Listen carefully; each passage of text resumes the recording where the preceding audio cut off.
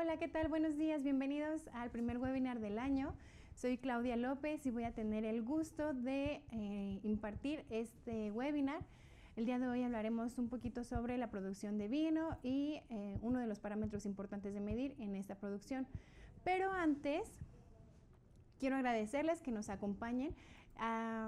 Unos meses atrás habíamos dejado de hacer webinar, pero ya estamos retomando esta actividad y los esperamos aquí cada mes con diferentes temas y pues esperamos contar con su presencia.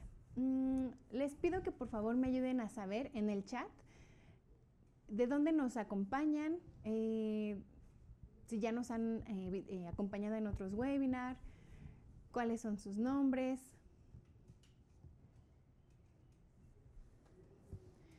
Tengo aquí a Jorge de Monterrey, buenos días.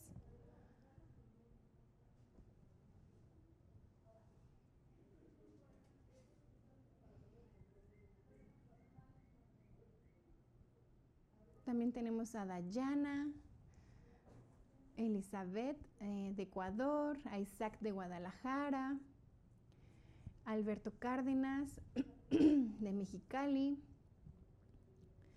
Berta Ramírez de aquí de Ciudad de México, José Luis Castro de Sinaloa. Buenos días, Catherine de Ecuador. Jorge Vázquez de Guatemala, buenos días. Jordan también de Ecuador, buenos días y bienvenidos. Jorge de Honduras.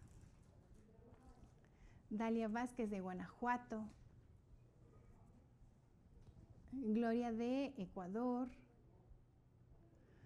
Johnny Valverde de la Universidad Nacional de Lima, Perú. Bienvenido, muchas gracias por acompañarnos. Jensi de Honduras. Nos da mucho gusto que estén aquí con nosotros nuevamente. Vemos que sí hay bastante asistencia. Gracias por acompañarnos. Y pues bueno, antes de empezar, la dinámica es muy similar a las de antes, si ya nos habían acompañado anteriormente a los webinars. Si no, se las explico. Primero es una presentación, un poco de teoría, un poquito de conocimientos técnicos de los equipos que se utilizan aquí en HANA para ciertos parámetros y posteriormente se realizaría una demostración. En esta demostración utilizamos equipo HANA para medir cualquier parámetro en el que nos estemos enfocando en ese webinar. Entonces, sí, me parece que estamos listos para empezar con la presentación. Antes de empezar, en este chat de la reunión, les pido que por favor, si en algún momento llegasen a tener alguna duda, me la escriban y posteriormente al final de la presentación, de la demostración y presentación, yo les daría respuesta. ¿De acuerdo? Entonces, ahora sí, empezamos, por favor, con la presentación. Un momento para proyectar mi computadora.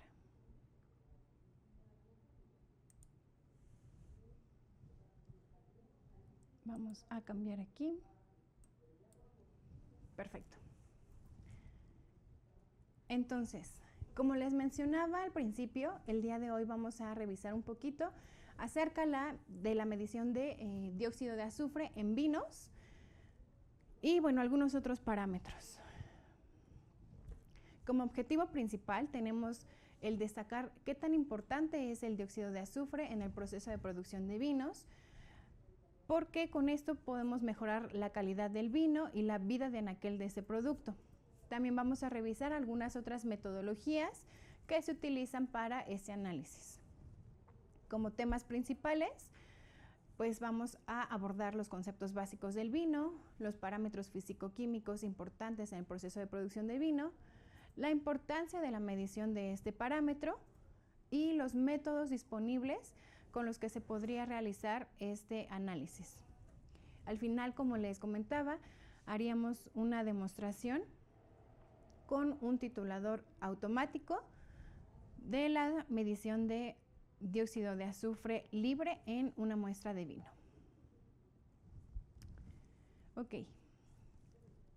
vamos a empezar con un poquito de conceptos básicos, la definición de vino, la clasificación, los componentes principales. Entonces, antes me gustaría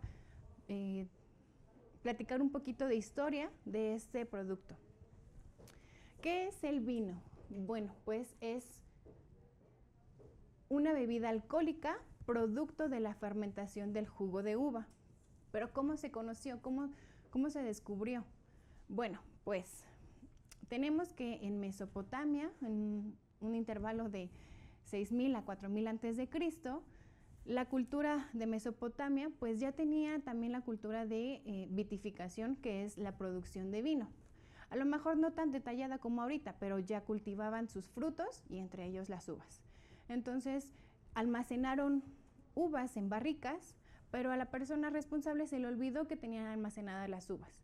Y entonces esas barricas no estaban bien lavadas, a lo mejor tenían microorganismos, entre ellos levaduras. Y estas levaduras lo que hicieron fue pues alimentarse. Si las uvas tienen azúcar, pues de ahí pueden tomar sus carbohidratos para poder crecer, proliferar. Entonces la naturaleza hizo lo suyo, las levaduras consumieron el azúcar y este azúcar se fermentó. El producto de la fermentación o los principales productos de la fermentación son alcohol y ácido, principalmente ácido acético o mejor conocido como vinagre. Entonces, una vez que se fermentaron esas uvas, se obtuvo alcohol y la persona responsable de la barrica con uvas pues descubrió que ya se le había echado a perder y pues probó, le dio curiosidad y probó. Lo importante aquí es que le gustó porque le hizo sentir muy feliz, le gustó este producto y a partir de ahí empezó esta cultura de la producción de vino o vinificación. Posteriormente, encontramos que en la cultura egipcia tenían al vino con un papel muy importante, ya que lo utilizaban para ceremonias religiosas y para funerarias. Además, para ellos el consumir vino era una señal de estatus. Entonces, desde entonces, este producto se considera como una señal de que tienen estatus las personas que lo consumen. Posteriormente pasamos a la cultura griega, en donde también fue un producto muy importante, tanto así que tenían a su dios propio del vino. En la mitología griega se llamaba Dionisio, el dios del vino. Los griegos heredaron la cultura del vino a los romanos y estos a su vez expandieron esta cultura por toda Europa, llevándolo a los principales países productores de vino que conocemos: España, Francia, Italia también. Y pues bueno, de ahí en la época medieval los principales que desarrollaron técnicas y una mejor cultura vinícola fueron los monjes cristianos. Sabemos que en la religión se sigue utilizando el vino para ceremonias. De ahí nos vamos a saltar a la llegada de los españoles aquí al Nuevo Mundo, en América. Los españoles llegaron a América, pero trajeron también con ellos todas sus costumbres, las formas de cultivar, todos los productos que ellos consumían, entre ellos las uvas y pues la cultura del vino. En el siglo XX hubo un auge muy importante en el Nuevo Mundo, en América, tanto que desafió el dominio de la cultura vinícola en Europa. Por esto, en Europa se optó por implementar la clasificación de denominación de origen. Esto significa que los vinos que se producen en una zona en específico solamente se pueden llamar como ellos quieren. Por ejemplo, ¿quién no conoce la champán? La champán solamente se produce en esa zona de Francia y ningún otro vino que se produzca, aunque tenga las mismas características o muy similares, se puede llamar así. Esto significa denominación de origen. En México lo tenemos con el tequila. Únicamente en la zona de Jalisco, principalmente, el destilado se puede llamar tequila. Ok. Hoy en día, el vino sigue siendo una de las bebidas más apreciadas y más importantes a nivel mundial. Tanto que, por ejemplo, en América Latina tenemos a nuestros representantes principales a Argentina, a Chile y a Brasil como los mayores productores y consumidores de este producto alcohólico. En México tenemos una producción menor y el consumo per cápita es un poco bajo, de 1.1 a 1.5 litros. Sin embargo, esa tendencia está siendo a la alza. ¿De acuerdo? ¿Cómo vamos a clasificar al vino? Ok. Esto va a depender de la característica a la que lo queramos referir. Por su color vamos a tener clasificación en vino tinto, blanco y rosado. Por su región de origen, lo que mencionábamos hace un momento, la denominación de origen, que son vinos con características más específicas, incluso se suele pensar que son de mayor calidad que, por ejemplo, los vinos de mesa. Estos vinos de mesa son los que se producen, tienen poco tiempo de crianza o de envejecimiento en la barrica o en la botella y luego se consumen. Por el contenido de alcohol, tenemos vinos tranquilos que tienen un contenido de alcohol de 8 a 15%, un vino generoso que tiene un contenido de 15 a 22% de alcohol, y los vinos espumosos, que su principal característica es que se les añade dióxido de carbón, se me fue, CO2, para que justamente genere espuma. Estos tienen un contenido de alcohol de 10 a 13%. También los vamos a poder clasificar por el tipo de envejecimiento. Obviamente el vino joven se puede semejar a un vino de mesa. Son los que se producen, tienen poquito tiempo de envejecimiento, de crianza, y luego se consumen. Después tenemos los vinos de crianza. Este periodo de envejecimiento es un poquito mayor. Después los de reserva y posteriormente los de gran reserva, que suelen ser los que tienen mayor tiempo de envejecimiento tanto en las barricas como en las botellas. Estos suelen ser los más no tan económicos. Y por último, la clasificación por su dulzura. Tenemos 3 tipos: vino seco, vino semiseco y vino dulce. Esta clasificación la vamos a ver un poquito más adelante con los intervalos de cada uno. A grandes rasgos, el proceso de producción del vino cuenta con 3 etapas: la prefermentación, la fermentación y la postfermentación. En la prefermentación tenemos la cosecha, ya sea manual o automática. Después de la cosecha viene una limpieza donde se retiran todas las ramas, todos los sólidos que no son deseables. Y posteriormente viene el macerado. El macerado es importante mencionar que en vinos blancos se realiza sin cáscara y en vinos tintos se realiza con cáscara. Posteriormente del macerado vienen las fermentaciones. Fermentación roja para vinos tintos, fermentación blanca para vinos blancos, justo. Y en el caso de la fermentación roja, tenemos un prensado, que es el siguiente paso. Este prensado es justo, se prensa más ese mosto, todavía con cáscara. En este paso, lo que se trata es extraer los compuestos fenólicos lo mayormente posible para que todo el color, aromas y sabor se queden en la parte líquida del mosto. Después de este prensado pasa por un filtrado y llega a una fermentación maloláctica. Lo mismo que la fermentación blanca puede pasar a una fermentación maloláctica. Este paso de fermentación maloláctica no pasa siempre, va a depender mucho del enólogo, del tipo de vino que se necesite. En esta fermentación maloláctica lo que se hace es convertir el ácido málico en ácido láctico para atenuar un poquito el sabor. Posteriormente ya pasaría a la maduración y al envejecimiento y llegamos a la etapa de postfermentación, donde se encuentra el trasiego, que conlleva la clarificación, el embotellado y por último los análisis de control de calidad. Ahora, revisemos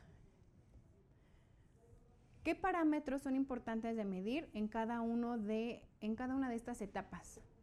En la prefermentación se sugiere, medir sólidos solubles totales, acidez titulable, ácidos específicos, dióxido de azufre y temperatura. Sólidos solubles totales los vamos a medir por refractometría. Ahorita vamos a revisar un poquito ese tema.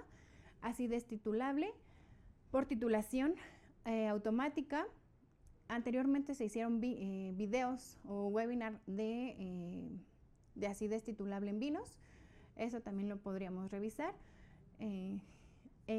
Ácidos específicos, se pueden realizar mediciones por medio de espectrofotometría y dióxido de azufre por titulación. Y la temperatura, pues constantemente hay que estarla midiendo. En el caso de la fermentación, azúcares reductores, que son los que se pueden fermentar, los azúcares, los carbohidratos que se pueden fermentar, pH, acidez titulable. Estos tres parámetros por medio de titulación, ácidos específicos por medio de espectrofotometría, acidez volátil. Primero lleva a cabo una destilación y posteriormente una titulación. En el caso del nitrógeno, primero es una digestión por medio de método de Kjeldahl y posteriormente una titulación y después la temperatura. Bueno, y también la temperatura. En el caso de la postfermentación, la mayoría de los parámetros ya los revisamos. Solo sería etanol, pruebas de clarificación y estabilidad y oxígeno disuelto.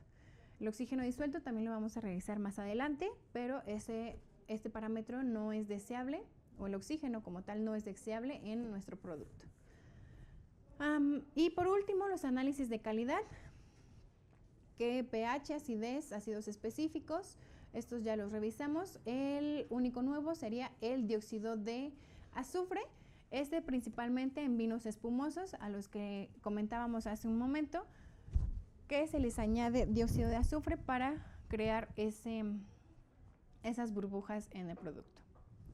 Ok, ya vimos un poquito de los parámetros en cada una de las etapas, pero el día de hoy vamos a referirnos específicamente a pH, acidez, azúcares, alcohol potencial, compuestos fenólicos, oxígeno disuelto y dióxido de azufre.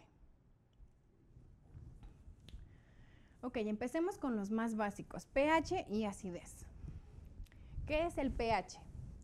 El pH es un valor que se le da a cualquier matriz, puede ser alimentaria, puede ser una solución de laboratorio, puede ser, se me ocurre una solución en galvanoplastía para recubrir productos metálicos o cualquier producto. Pero este valor nos va a indicar en una escala de 0 a 14 qué tantos iones H más hay en esta muestra. Es decir, 7 es el neutro y un pH más cercano a 0 es un pH ácido y un pH más cercano a 14 es un pH alcalino. Con respecto a esto, ya tenemos un poquito de fundamento. El pH en el vino va a depender de la variedad de la uva, de dónde se cosechó esa uva, incluso de dónde se está produciendo el vino y de los procesos enológicos. Es decir, un enólogo es la persona experta en la producción de vino, experta en todo lo relacionado con vino. Entonces, hay enólogos que, por ejemplo, durante el proceso agregan algún ácido o algún aditivo para proporcionar ciertas características al producto final. Entonces, si se le añade algún aditivo, llámese ácido, llámese conservante, llámese saborizante, estos estos productos van a hacer que el pH cambie. Los intervalos típicos en los vinos, en vinos blancos, tenemos pHs de 3 a 3.4 y en vinos tintos de 3.3 a 3.8. Ahora vamos a acidez. ¿Qué es la acidez? Bueno, ya sabemos que pH son todos los iones H+, o es el valor de H+ en la muestra. Ok, acidez nos indica de dónde provienen esos iones H+. Normalmente se toma esos H+ suelen estar presentes en ácidos y normalmente se toma al ácido mayoritario presente en esa matriz. En el caso del vino, el ácido mayoritario del vino y de la uva, el ácido mayoritario es el ácido tartárico. Pero también podemos encontrar ácido málico, ácido láctico, ácido cítrico e incluso ácido acético. Si recuerdan cuando veíamos un poquito de historia que el responsable de la recolección de las uvas las dejó olvidadas y estas fermentaron, en la fermentación se obtenía alcohol y ácido acético. El ácido acético es mejor conocido como vinagre y pues no a muchos les gusta el sabor a vinagre en el vino. Entonces este ácido no es deseable en el producto final. Intervalos típicos en vinos, en vino blanco tenemos de 6 a 8 gramos por litro y en vinos tintos de 4 a 6 gramos por litro. ¿Cómo podemos medir estos parámetros? Ok, en Jana tenemos medidores portátiles de pH como el HI 99111, que es específico para vino, ya que el electrodo tiene una manga de protección, porque este lo podemos utilizar incluso en el mosto. El mosto es un líquido con muchas partículas sólidas y esas partículas sólidas pueden tapar la unión de referencia del electrodo. Entonces, la manguita que tiene el electrodo específico para vinos, ya sea de este medidor o de este medidor, ayuda a poder realizar las mediciones exactas. Entonces, si queremos un medidor portátil, podría ser el HI 99111, o un Halo 2, que se considera como un medidor de bolsillo. Sin embargo, tiene la característica de que podemos enlazarlo vía Bluetooth a nuestro dispositivo móvil, ya sea un teléfono celular o una tableta, y podríamos convertir nuestro dispositivo móvil en el medidor de mesa. El electrodo es el que va a realizar la medición, pero en nuestra pantalla del dispositivo móvil vamos a poder ver las lecturas en tiempo real, incluso gráficamente, los datos de GLP y otras características más que tenemos gracias a que lo podemos conectar al dispositivo móvil. Y por último, también tenemos el titulador HI 932, que además de ser un titulador, también es un medidor de mesa, tanto de pH, de ion selectivo o de milivoltaje. Entonces, si queremos leer el pH, pues únicamente pasamos el titulador a modo medidor y leemos el pH. Pero si queremos leer acidez total y pH, pues con este equipo podríamos hacer ambos parámetros. Ok, los siguientes parámetros que vamos a revisar: azúcares y alcohol potencial. Estos van a determinar la madurez de las uvas y el estilo del vino. Dentro de los azúcares, los que nos importan son los azúcares residuales. Estos azúcares son la cantidad de azúcar que queda después de fermentar el vino. Otra vez nos regresamos a la parte de fermentación. Las levaduras que estaban presentes en la barrica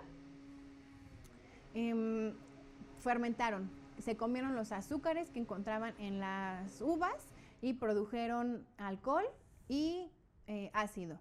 Pero no todas las azúcares fueron consumidas. Esos que no se consumieron son los azúcares residuales. Y gracias a esos azúcares residuales, esos azúcares residuales se quedan en el producto líquido, ya el vino, y gracias a esos azúcares residuales podemos tener vinos secos con cantidades menores a 4 gramos por litro de azúcar, vinos semisecos con valores de 4 a 12 gramos por litro de azúcar, o vinos dulces con valores mayores a 45 gramos por litro. Ahora, entonces, tenemos azúcares residuales, pero también tenemos azúcares propios de la uva en el mosto, antes de que se fermente. ¿Cuáles son? Pues la fructosa y la glucosa. Entonces, esos azúcares se pueden medir en el líquido del mosto antes de fermentación por medio de refractometría para que nos dé una predicción del alcohol que se va a generar con respecto a los azúcares presentes antes de la fermentación. ¿De acuerdo? Entonces, alcohol potencial justo es eso, solo el alcohol que se puede llegar a fermentar y convertirse en alcohol. No es un valor exacto de alcohol, del contenido alcohólico del producto final, sino únicamente una predicción.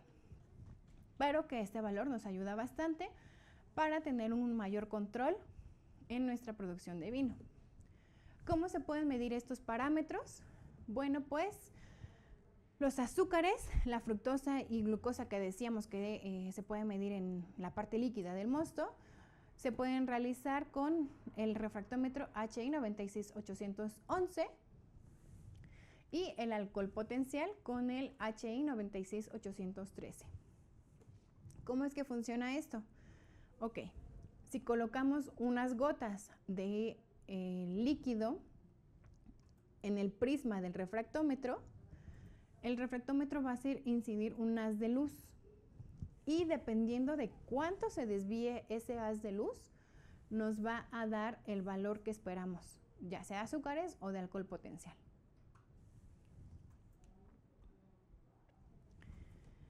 Ok, viene la parte de compuestos fenólicos. Esos compuestos son responsables de proporcionar el color, el cuerpo y la capacidad antioxidante a los vinos. ¿Qué es un compuesto fenólico? Ok, un fenol es esta molécula. Es un anillo de 6 carbonos con dobles enlaces y un grupo funcional OH, o este es mejor conocido como un alcohol. Los compuestos fenólicos, pues son compuestos que tienen estas moléculas, pero se dividen en dos, los polifenoles y los fenoles simples.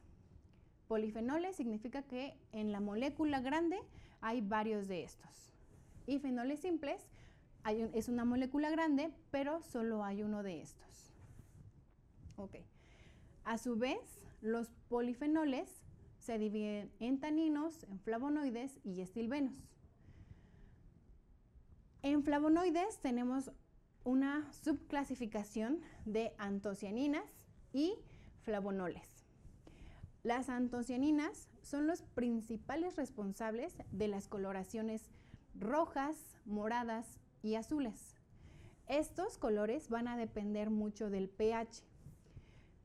El pH decíamos que es una escala de 0 a 14, mientras más cercano a 0, más ácido, mientras más alcalino, mientras más cercano a 14, más alcalino. Ahora, si mis antocianinas, polifenoles, se encuentran en un pH más ácido, las coloraciones van a ser rojas. Si mis antocianinas se encuentran en un pH más alcalino, las coloraciones van a ser más púrpuras, azules. ¿De acuerdo? Esa es la forma en la que podemos distinguir el pH en las antocianinas. Mencionábamos que dentro de los flavonoides encontramos las antocianinas, ya hablamos de esas, y también los flavonoles. Los flavonoles son los principales responsables de la coloración amarilla verdosa de las uvas. Incluso, por ejemplo, en la manzana también encontramos flavonoles. Estos van a cambiar con respecto al oxígeno, principalmente. Si mis flavonoles atrapan oxígeno, la coloración ya no va a ser un amarillo brillante, va a ser un café. Y lo podemos ver en la manzana. Simplemente cuando hemos partido una manzana y la dejamos al aire, lo que hace es ponerse café. Lo mismo pasa con los vinos blancos, que la coloración real es un poco amarilla, brillante, y es debida a los flavonoles. Y con respecto a los estilbenos, no sé si últimamente han escuchado mucho sobre el resveratrol, que es un antioxidante que se está utilizando más frecuentemente cada vez como un suplemento alimenticio. Ok. Con respecto a los fenoles simples, tenemos ácidos fenólicos como el ácido fumárico, ácido cumárico, que también funcionan como antioxidantes. Y los fenoles volátiles, que lo que nos van a proporcionar en el vino son aromas, principalmente. Si los compuestos volátiles, los fenoles volátiles, se llegasen a oxidar, lo que va a cambiar es el aroma del vino y va a producir aromas pues no agradables. ¿Cómo es que esos compuestos funcionan como antioxidante? Ok. Estos compuestos, llámese polifenoles o fenoles simples, tienen la capacidad de atrapar oxígeno y otras moléculas. Entonces, nosotros en nuestro organismo tenemos radicales libres. Son moléculas que oxidan nuestras células, produciendo enfermedades como cáncer, como enfermedades cardiovasculares, etc. Entonces, si nosotros consumimos compuestos fenólicos, puede ser en vino, puede ser directamente en la uva, puede ser la manzana, que incluso también tiene compuestos fenólicos. Si nosotros consumimos estos compuestos, lo que vamos a hacer es ayudar a nuestro organismo a que estos compuestos atrapen a los radicales libres y que no reaccionen con nuestras células. Seguramente saben que en los países principales en consumir vinos, por ejemplo en Europa, tienen mejor condición de vida debido a esta costumbre que tienen de tomarse 1 o 2 copas de vino en la comida. Se debe principalmente a esta parte. Un cuidado cardiovascular debido a los compuestos fenólicos. ¿De acuerdo? Entonces, esa es la principal razón por la que se recomienda consumir antioxidantes. ¿Dónde lo podemos encontrar? Como les mencionaba, no nada más en el vino, sino también en frutos, como frutos rojos, arándanos, fresas, las uvas. En la manzana también tiene compuestos fenólicos. La mayoría de las frutas rojas tiene estos compuestos. ¿De acuerdo? Y bueno, ahora, ¿cómo podemos medir estos compuestos? Por medio de espectrofotometría. En Jana tenemos un espectrofotómetro HI 802 en el que le podemos ingresar una curva patrón. Esta curva patrón es un estándar a diferentes concentraciones, C1, C2, C3, C5, y este estándar se lee a una longitud de onda. Entonces, con ayuda de la ecuación de la pendiente, generamos nuestra curva patrón y posteriormente, cuando necesitemos analizar alguna muestra, algún compuesto fenólico, pues únicamente interpolamos con ayuda del espectro. Es importante mencionar que no es una sola metodología para todos los compuestos fenólicos. Por ejemplo, antocianinas tiene una metodología en donde se realizan la medición a 2 longitudes de onda. Y, por ejemplo, para ácidos fenólicos, para ácido cumárico, se utiliza quercetina, si no mal recuerdo, como estándar. También en este caso, nada más es una longitud de onda. Entonces, habría que revisar en métodos oficiales como la AOAC o ASTM, dependiendo a la que nos queramos referir, la metodología oficial que podamos implementar en el espectrofotómetro. Importante antes de pasar, es importante mencionar, son compuestos fenólicos y que generan color. Entonces, es espectrofotometría de luz visible. ¿De acuerdo? Si nuestro compuesto genera color, se puede medir en el espectro. Ok.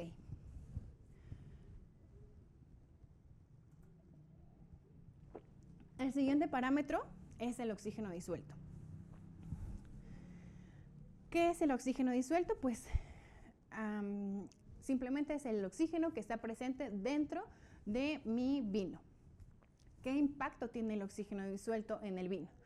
Pues principalmente lo va a oxidar. Lo que mencionábamos que pasa con la manzana, lo mismo va a pasar con los vinos. A lo mejor lo mencioné con vino blanco, pero también lo puede pasar con vino tinto. Nada más que el cambio de tonalidades va a cambiar un poquito, más bien no se va a poder ver tanto como en el vino blanco. El desarrollo microbiano. ¿Por qué nos impacta el oxígeno en el vino con respecto a los microorganismos? Ok. Si en nuestro vino tenemos azúcares y tenemos oxígeno, pues es muy fácil que las bacterias aerobias crezcan. Si le estamos dando comida y cómo respirar o qué respirar, va a proliferar mi microorganismo. Entonces, si tenemos oxígeno indeseable en nuestro vino, pues es muy probable que las bacterias no deseadas proliferen. Y gracias a esto, pues se pueden modificar los aromas. Como mencionábamos, en la parte de fenoles volátiles, que son los que producen los aromas, si oxidamos los fenoles volátiles, pues vamos a tener un aroma desagradable en el producto final. ¿Cuáles son las fuentes de oxígeno disuelto en el vino? Desde la elaboración es una fuente. Puede ser en el macerado, que se está aplastando y se está introduciendo el oxígeno. Puede ser también el almacenamiento, que a lo mejor la barrica no es lo permeable adecuadamente y deja pasar el oxígeno que no queremos en el vino. En el embotellado, no estamos seleccionando, por ejemplo, el corcho o la tapa sintética que se necesita específico para tener un buen control dentro ya de la botella. Y bueno, el control, ¿cómo podemos controlar el ingreso de oxígeno al vino? Pues minimizar la exposición del oxígeno. Eso se puede hacer en atmósferas controladas, ya sea de nitrógeno o de CO2, el uso de antioxidantes, como va a ser el dióxido de azufre, que vamos a revisar más adelante. Una medición continua. Es importante, vimos en el proceso de producción, que se tiene que estar midiendo oxígeno disuelto en las diferentes etapas para tener un mejor control dentro de nuestra producción. Y por último, el control de la calidad de cierres. Escoger el corcho adecuado, escoger la tapa adecuada que embone perfecto, que no permita el ingreso de oxígeno a nuestra botella. Los niveles recomendables de oxígeno disuelto deben ser por debajo de 0.5 partes por millón. ¿Cómo podemos medir oxígeno disuelto en el vino? Pues con este lo conocen mucho, es el EDGE. Es un multiparamétrico. Si le conecto una sonda de oxígeno disuelto, el equipo la va a reconocer y vamos a medir oxígeno disuelto. Sin embargo, si le conecto una sonda de pH, el equipo lo reconoce y vamos a medir pH. Y lo mismo pasa con una sonda de conductividad eléctrica. En el caso de oxígeno disuelto, el código es el HI 2040 y pues únicamente se calibra a 0% de saturación de oxígeno y a 100% de saturación de oxígeno, y posteriormente podríamos hacer una medición. Igual, si no mal recuerdo, tenemos un webinar de este parámetro específico, en la producción de vino. Ok, ahora sí viene el tema principal de nuestro webinar. Dióxido de azufre. Es un conservante esencial y tiene como funciones principales ser un antimicrobiano, ser propiedades antioxidantes y como conservante. Ok. Antimicrobiano debido a que evita la oxidación del producto terminado. Lo mismo pasa con antioxidante. Es decir, si estamos evitando la oxidación, pues no crecen ni microorganismos y no se oxidan mis compuestos fenólicos. Por lo tanto, se considera un conservante. ¿De qué formas podemos encontrar el sulfuroso, también conocido, el dióxido de azufre, también conocido como sulfuroso? ¿De qué formas podemos encontrar el sulfuroso en el vino? Lo encontramos como sulfuroso libre, sulfuroso combinado y juntos tenemos al sulfuroso total. No hay una norma universal o para el mundo de los valores de sulfuroso. La verdad es que va a depender mucho de el tipo de vino y del enólogo,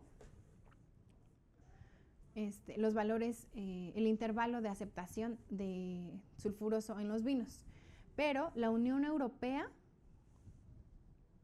establece los parámetros para vinos secos, es decir, que tienen un valor menor al 5 gramos por litro de azúcar residual, en vinos tintos de 150 miligramos de sulfuroso total, en vinos blancos y rosados de hasta 200 miligramos o partes por millón de sulfuroso total, y para vinos dulces tenemos un valor de hasta 400 partes por millón de sulfuroso total. Ok. Decíamos que en el vino encontramos sulfuroso libre y sulfuroso, sulfuroso libre y sulfuroso combinado.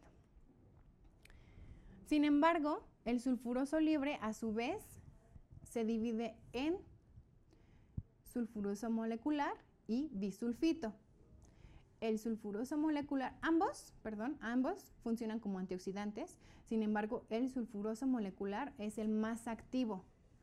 Entonces, en los niveles óptimos del sulfuroso molecular en el en el vino es aproximadamente de 0.5 miligramos por litro de sulfuroso molecular en vinos secos, tintos, y en vinos blancos secos de 0.8 partes por millón, igual secos. Y de vinos dulces, es decir, con un contenido alcohólico mayor, un contenido de azúcar mayor, de hasta 2 partes por millón.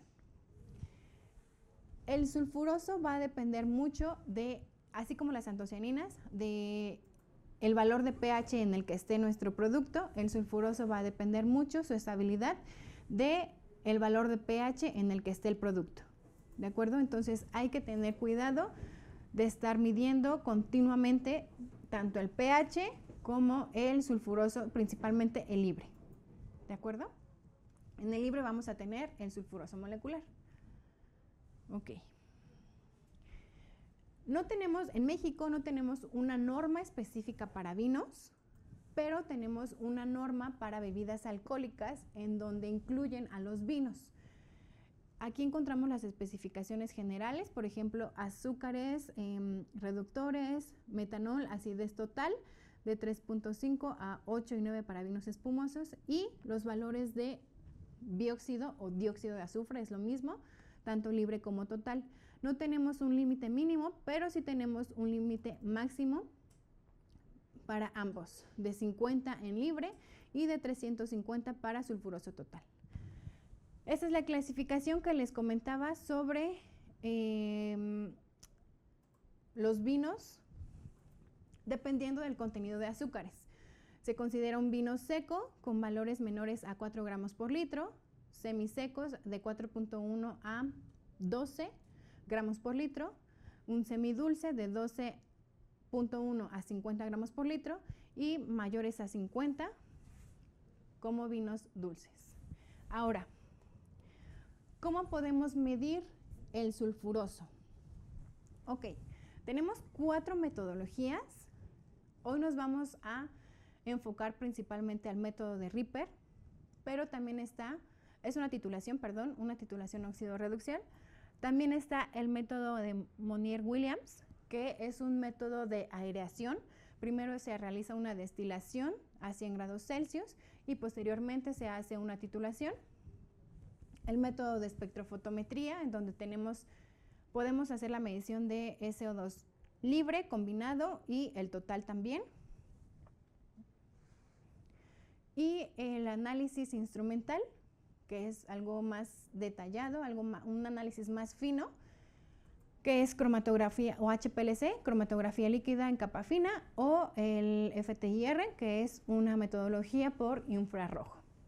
Entonces, hoy vamos a revisar el método de Ripper, en el que vamos a poder medir el dióxido de azufre libre y el dióxido de azufre total. Ok, método de Ripper. Es una titulación óxido-reducción, donde la reacción es esta que mostramos. El sulfuroso más yodo da más 2 moléculas de agua, da ácido sulfúrico y ácido yodhídrico. Ok, tenemos las dos metodologías. Sulfuroso libre. Colocar 50 mililitros de muestra más agregarle de 5 a 7 mililitros de ácido sulfúrico al 25%. ¿Qué hace el ácido sulfúrico? Únicamente estabiliza el dióxido de azufre molecular, lo que mencionábamos del pH. Si tenemos un pH más ácido, más estable, nuestro sulfuroso molecular vamos a tener.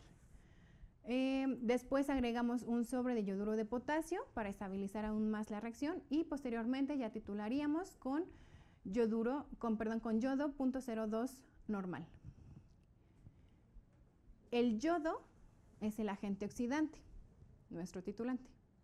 Ahora vamos con la parte de sulfuroso total. Igual tenemos 50 mililitros de muestra. Aquí vamos a agregar 5 mililitros de hidróxido de potasio 5 molar. Esto es para liberar el sulfuroso combinado. Dejamos pasar estos 20 minutos para que se libere el sulfuroso combinado y agregamos 10 mililitros de ácido sulfúrico al 25% para estabilizar el SO2 molecular. Agregamos el sobre de yoduro de potasio y posteriormente titulamos con yodo. Ahí. Ok, que es en realidad hoy vamos a hacer la determinación de SO2 libre para no pasarnos 20 minutos esperando que se libere el SO2 combinado. Ok, entonces vamos a la parte de demostración. Si gustan ir escribiendo sus preguntas, mientras estábamos en la presentación creí ver mensajes, creo que ya empezaron a escribir las dudas. En lo que acomodo mi titulador y demás, si quieren ir revisando lo de las dudas, las van colocando en el chat y en cuanto terminemos la parte demostrativa, las revisamos. ¿De acuerdo? Un segundito, por favor.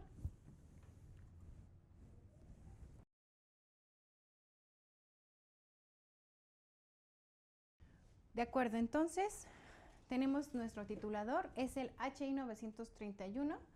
Vamos a moverla para que no brille, ok. Tenemos nuestro titulador. El titulante mencionábamos que es yodo. Vamos a utilizar un electrodo de óxido reducción, en este caso es el HI 3131B, que nos va a ayudar a hacer la determinación. Entonces, ya está calibrado el electrodo y previamente, obviamente, hice pruebas para no salir con detalles en la parte del webinar, pero bueno, aquí tenemos el valor anterior.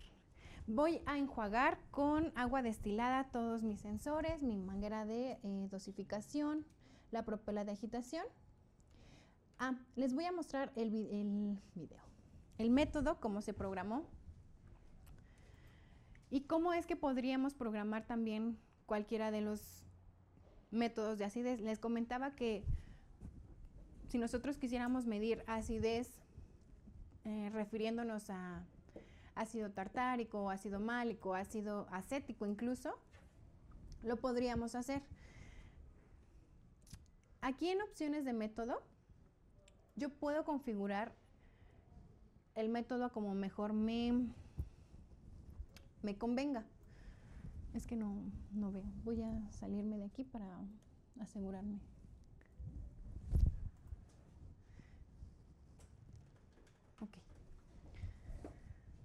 Ok, entonces tengo el nombre, SO2 libre, la revisión es la 1. Voy a cambiar de mano. La configuración del agitador es la configuración de la propela. Ahí podemos ponerle a qué velocidad, a cuántas revoluciones por minuto queremos que agite. La bomba de titulante es la 1, el HI 931, que es con el que estamos trabajando, solo cuenta con una tarjeta analógica y por lo mismo una bomba nada más. El tipo de dosificación es dinámica. Esto significa que mientras más cercano al punto final de la titulación, las dosificaciones van a ser más pequeñitas.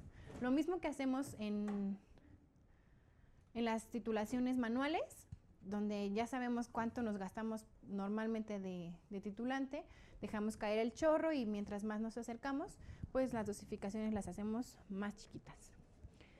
El modo de punto final es un punto en milivoltaje y en la primera derivada.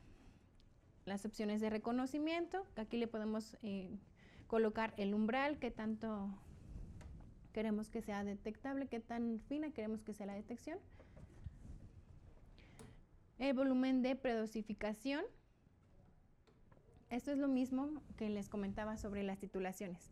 Si nosotros ya sabemos, ya tenemos estandarizado nuestro método, ya sabemos que nos gastamos 5 mililitros, por ejemplo, le podemos poner aquí que dosifique 3 o 2.5 y el resto del volumen que lo dosifique dinámicamente. Después tenemos el tiempo de preagitación, es decir, cuánto tiempo queremos que homogeneice la muestra antes de empezar a dosificar. El modo de medición es una estabilidad de señal. Esto significa que no vamos a dosificar titulante hasta que la señal de milivoltaje se estabilice. El tipo de electrodo es de ORP, no hay una opción de blanco, no tenemos un blanco. Los cálculos de muestra, que es de lo más importante en la configuración del método. Tenemos cálculo de muestra por volumen, las unidades del titulante, normalidad, las unidades de los resultados, las queremos en partes por millón, y aquí viene donde alimentamos para que el equipo haga el cálculo automáticamente. La concentración de titulante, la relación estequiométrica entre muestra y titulante, la masa molecular y el volumen de muestra. Le voy a dar vuelta, no se modificó nada. Ahí. Ok. Si tuviéramos una dilución, aquí la podríamos poner. En el caso de nosotros, de este tema no se necesita. La concentración o el nombre de titulante, perdón, y ahora sí la concentración de titulante, el tamaño del analito. Aquí el tamaño del analito lo podemos poner en manual o fijo. ¿Esto qué significa? Solamente es para asegurarnos de colocar el tamaño real, ya sea en peso o en volumen, de la muestra que se va a analizar. Ahorita lo vamos a ver en cuanto hagamos la demostración. Bueno, aquí lo dejamos en manual. El volumen máximo de titulante son 25 mililitros. Eso se puede configurar principalmente para ahorrar titulante. A lo mejor en mi muestra se me contaminó o pasó alguna reacción, no sé, y no está dando el resultado. Y está titule y titule y titule y no llega al punto final y esto no está configurado. Esto va a hacer que gastemos titulante y nunca tengamos un resultado. Si yo ya sé o ya estandaricé mi metodología y sé que no se gasta más de 20 mililitros, bueno, le voy a dejar un colchón de 5 para que aseguremos que se lleve a cabo la titulación. En este caso lo dejamos a 25, pero en realidad el volumen gastado son menos de 5 mililitros. El intervalo del potencial en el que trabaja el titulador es de menos 2000 a 2000 milivoltios. El volumen y el caudal por minuto se promedian 3 lecturas de milivoltaje y se obtiene un resultado y el formato del resultado. Todos estos parámetros son los que podemos configurar para cualquiera de los métodos que necesitemos implementar en nuestros análisis. Le voy a dar vuelta, no se modificó nada, entonces aquí está. Ya tengo llena mi bureta con titulante yodo, yodo.02 normal. Ya está lista, les comentaba que hice pruebas antes del en vivo. Y bueno, ya enjuagué mis sensores y voy a colocar, previamente también ya preparé la muestra, justamente como les comentaba en la parte teórica. Son 50 mililitros de muestra, le agregué 5 mililitros de ácido sulfúrico al 25% y un sobre de yoduro para estabilizar. Ok, únicamente voy a asegurarme de que la propela, que es la más larga, por así decirlo, no choque con nada. Le voy a presionar agitar, no está chocando con nada, ok, y voy a presionar empezar. Esto, lo que les comentaba en la configuración, si queremos que sea la entrada del analito manual o fija, esto es manual. Me pregunta qué volumen es el que vamos a analizar. Está predeterminado con 50 porque es lo que configuramos en el método. Le dejo que sí, 50. Si no fueran 50, lo modificamos con las teclas numéricas. Pero en este caso le voy a dar aceptar. No está dosificando. Actualmente únicamente está homogenizando la muestra. Recuerden que decía 30 segundos de preagitación. Pues son estos 30 segundos. Y únicamente es eso lo que tenemos que hacer y dejarlo trabajar.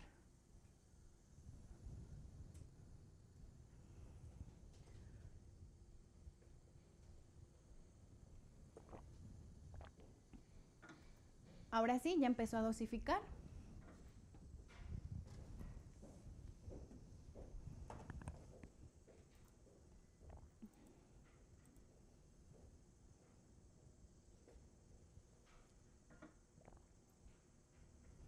De acuerdo. Igual si tienen alguna duda, la podemos revisar ahí en el chat de la reunión.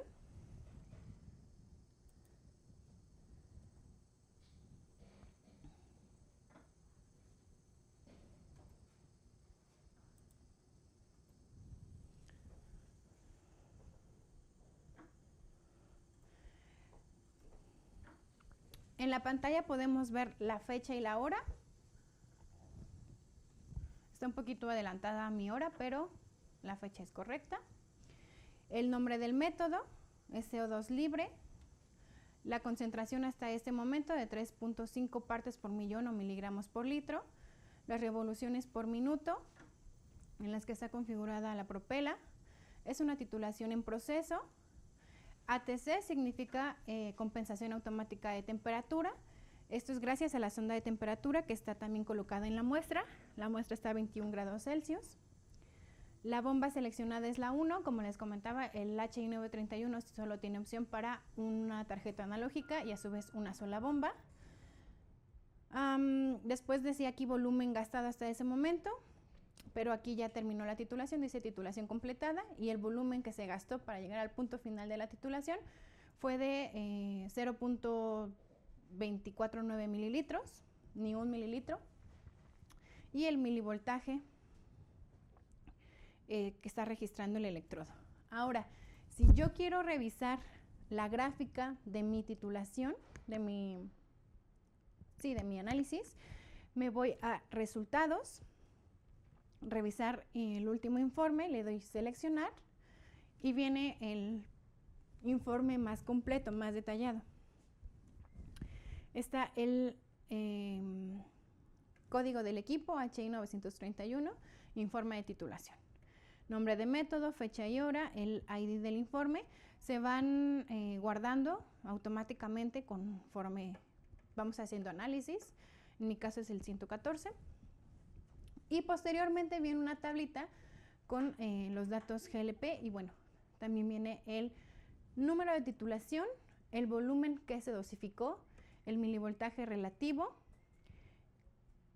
la temperatura en grados Celsius y la hora a la que se hizo, aquí, la hora a la que se hizo esa dosificación.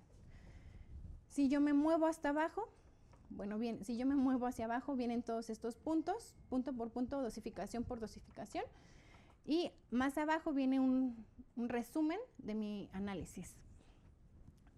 Otra vez el nombre y el nombre del método, la fecha y la hora, el tamaño del analito fueron 50 mililitros, el volumen de punto final fueron los 0.249 mililitros que se gastaron, el punto de equivalencia en milivoltios fue de 277.8, el resultado es de 3.1843 partes por millón o miligramos por litro, que es igual. Ahí. El milivoltaje inicial fue de 232.9 y el final fue de 300. La duración fue de 1.33 minutos y fue una titulación completada. Si este informe se quiere imprimir, se podría imprimir y el analista firmarlo. Ahora, yo quiero ver mi gráfico. Aquí está la opción. Ver gráfico. Y tenemos justo la curva de la titulación, en donde en el eje de las Y tenemos el milivoltaje y en el eje de las X el volumen gastado de titulante. Y de esa forma nosotros podríamos analizar el SO2 en nuestras muestras de vino. No importa si es vino tinto o vino blanco. Incluso, como comentábamos, podría ser no nada más el SO2 libre, sino también el total, añadiendo hidróxido de sodio, 5 molar, y esperando 20 minutos. ¿De acuerdo? Vamos a la parte de preguntas. Déjenme retirar un poquito mi titulador para ahí enfrente, que no, para vernos en la cámara. Un segundito, por favor.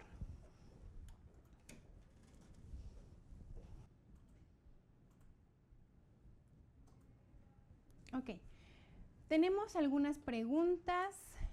Araceli pregunta si se puede determinar el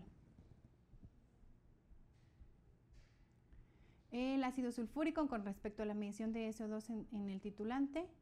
Se puede medir en muestras de vino. No fue Araceli, fue Vanessa M. Podemos determinar el ácido sulfúrico con respecto a la medición de SO2 en el titulante. No, en realidad la metodología es únicamente para la determinación de SO2, ya sea libre o total. A lo mejor haciendo cálculos se podría realizar la determinación de ácido, pero analíticamente con el equipo no se podría realizar esa medición. A lo mejor con una titulación ácido-base, ahí sí, sin problema podríamos hacer la determinación de ácido. Ahora sí, Araceli pregunta que si podríamos medir el oxígeno. Sí, el oxígeno disuelto con el HI 9146 o el HI 9142, y la respuesta es que sí. No tendríamos ningún inconveniente. Nos pregunta Ricardo Mendía. Yo tengo el mini titulador y veo que no tiene compensación de temperatura como este. La verdad es que su titulador sí tiene compensación de temperatura. Todas las mediciones se necesitan compensar. Sabemos que los iones a mayor temperatura pues suelen estar más en forma de ion que unidos a alguna molécula. Entonces sí es necesaria esa compensación de temperatura. El mini titulador o todos los mini tituladores sí tienen compensación automática de temperatura, no hay inconveniente. La única diferencia es que en el mini titulador y en este vamos a poder realizar muchos más parámetros, como decíamos, acidez, azúcares reductores, y en el mini titulador únicamente el SO2, libre y total.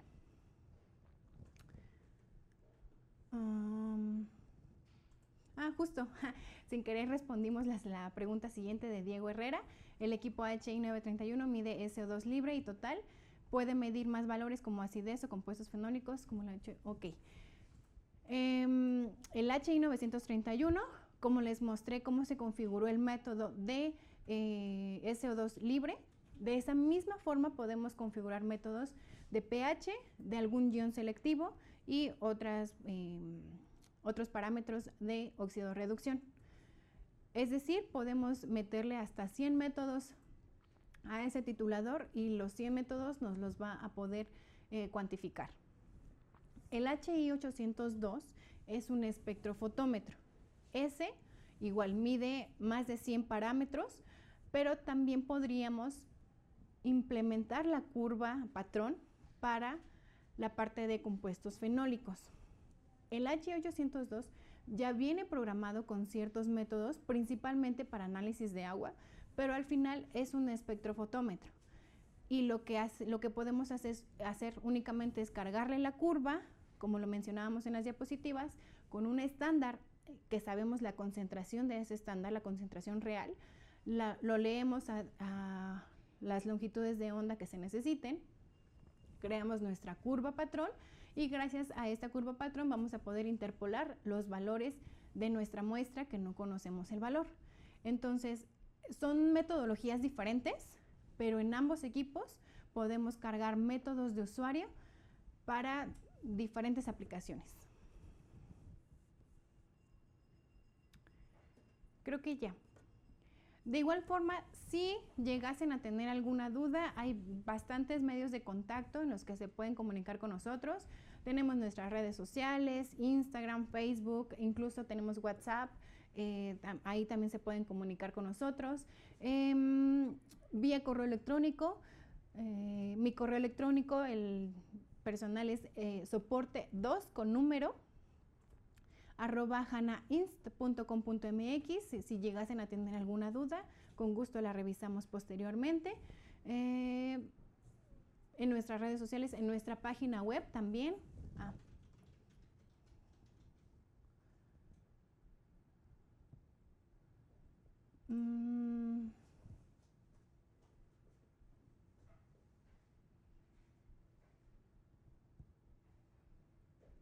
Ok, Ricardo Mendía nos pregunta, en mis titulaciones he notado que en muestras de vino que pasaron por distintas maderas, sobre todo chips de roble, noto que el SO2 libre interactúa diferente y no se asimila igual que en vino que no pasa por madera. ¿Tendrás alguna idea de qué es lo que está pasando?